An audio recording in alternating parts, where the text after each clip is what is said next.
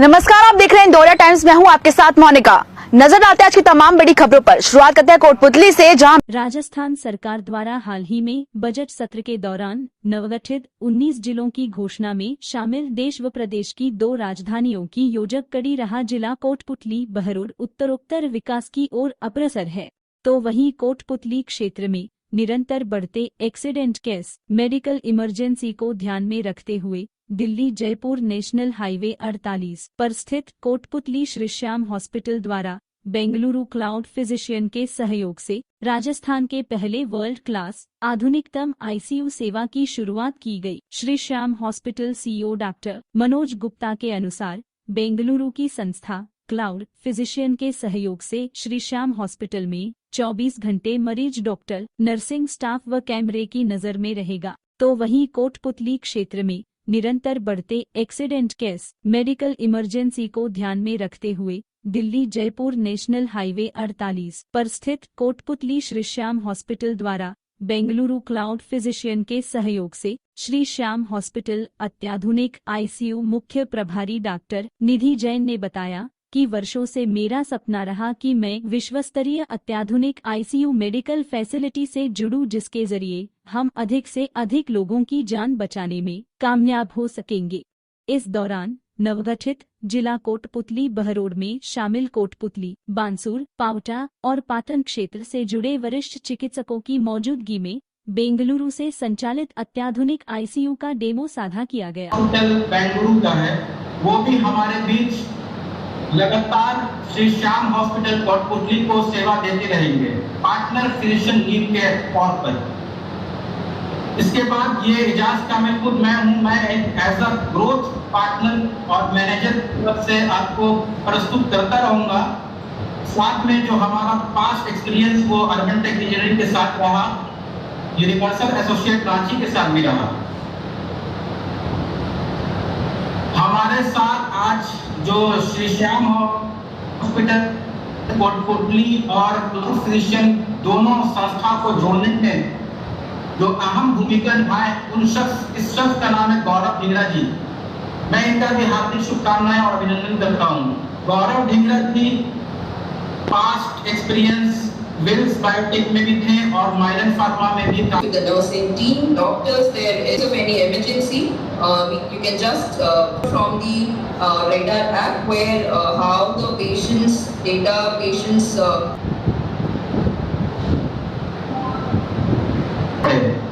Nurses को अगर call करना है या कुछ टेक्निकल इश्यूज के लिए, तो हम इस स्टिकर्स पे जो नंबर ये वेब से हम फायदा उठा सकते हैं। ये स्टिकर्स का ये मेन उद्देश्य यही है। ये हमारा deployment, during the deployment this was the training kick off. आप इस स्लाइड्स में देख सकते हैं कि हमारा जो पार्टनर नर्सिंग लीड है प्रकाश है, वो श्री श्याम हॉस्पिटल कोटपुतली के सभी नर्सिंग स्टाफ को रेडार्स और सारी चीज़ों के बारे में कैसे ट्रेनिंग दे रहे हैं।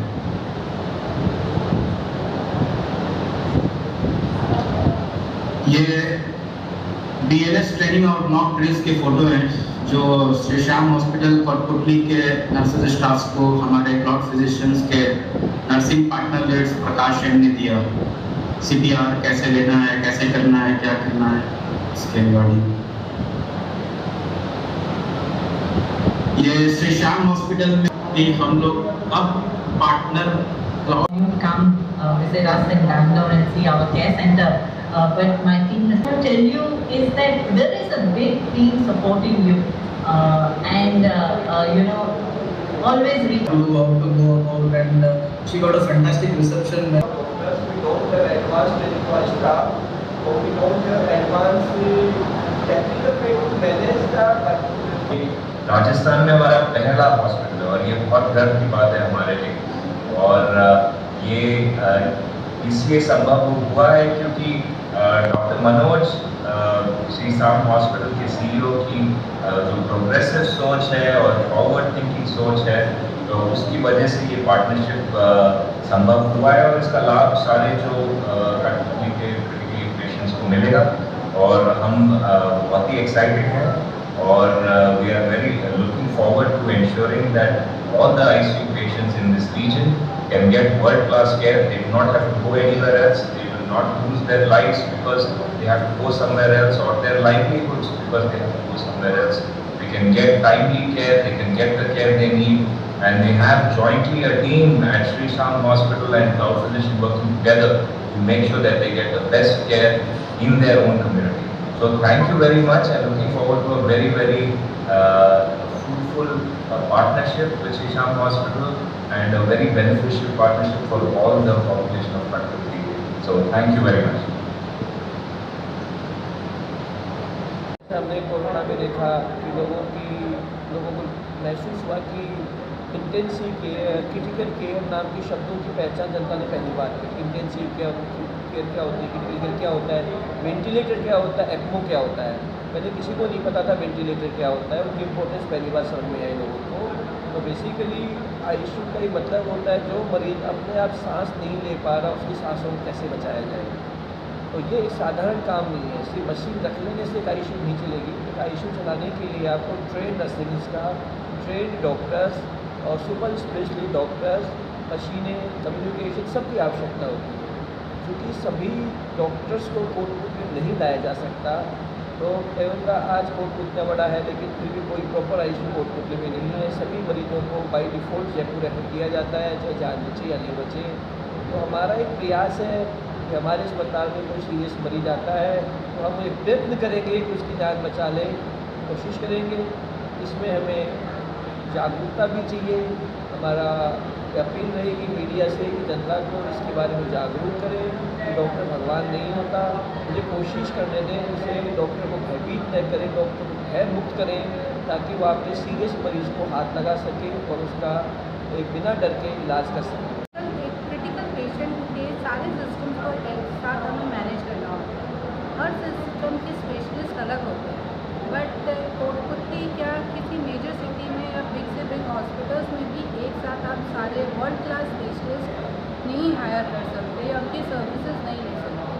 तो इसके क्लाउड फिजिशियन के थ्रू हमें सबसे ज़्यादा फ़ायदा ये है कि हमें वर्ल्ड क्लास सब और सिस्टम्स के स्पेशलिस्ट की कंसल्टेशन अवेलेबल है और वो भी 24 आवर्स उनकी मॉनिटरिंग चल रही है। 24 आवर्स वो लोग अवेलेबल हैं, that is the big thing. और उनका ट्रेन नर्सिंग स्टाफ है, जो कि ट्रेन स्टाफ, स्पेशलिस्ट डॉक्टर्स कहीं भी मिलना बहुत मुश्किल है। आपको एक प्लेटफॉर्म के थ्रू 24 आवर्स सर्विस उनकी अगर अवेलेबल है तो ये पेशेंट केयर में एक बहुत बड़ी चीज़ हो सकती है। पेशेंट को एक बहुत क्रिटिकल स्टेज से रिकवर किया जा सकता है।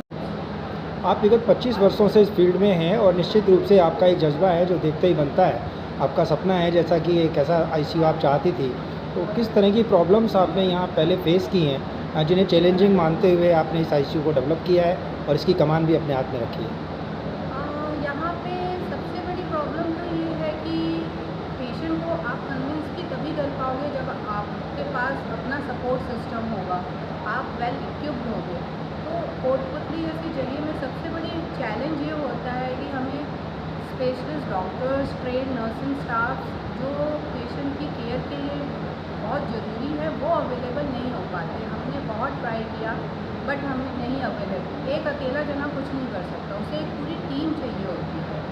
तो उसी हिसाब से कि हमें एक तरीके से ऑनलाइन एक हमें टीम मिल रही है, तो हम शायद एक world class ICU, world class critical service यहाँ की लोकल पीपल्स को दे सके और अफोर्डेबल रेट में दे सकें कि जो कि उनको दिल्ली, जयपुर, बॉम्बे में अवेलेबल हैं बट उसको वो अफोर्ड नहीं कर सकते। यूँ ही नहीं कोई बड़ा सपना देख लेता, ज़रूर कोई वजह रही होती है।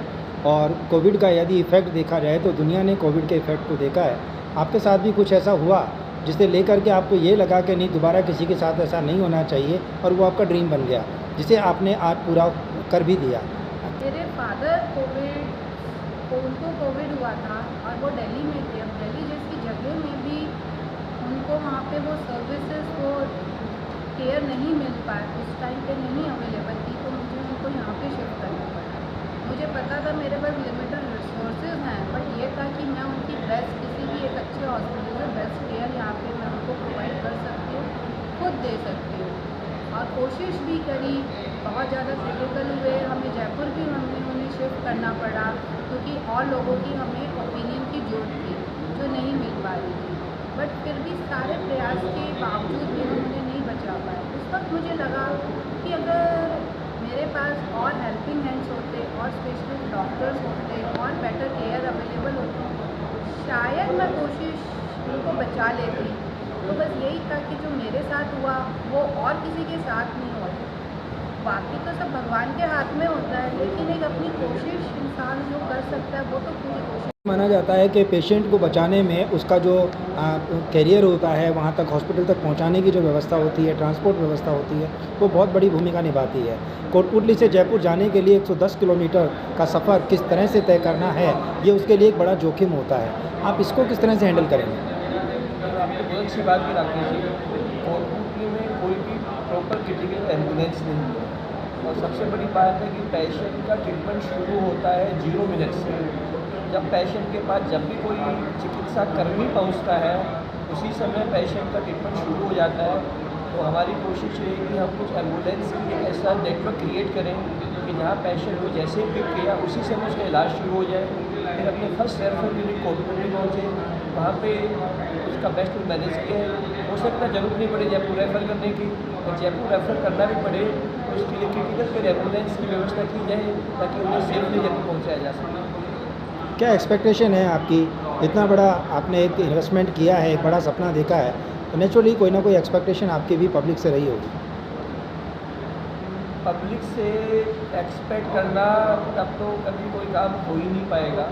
पब्लिक की गलती नहीं है, पब्लिक को आपको करके दिखाना होता है, तब पब्लिक कुछ आपको समझेगी। तो पहली जिम्मेदारी हम पे है कि हम कुछ करके दिखाएं। दूसरी जिम्मेदारी पब्लिक की है, पब्लिक से उम्मीद करें कि वो हमें भगवान नहीं समझे। Thank you.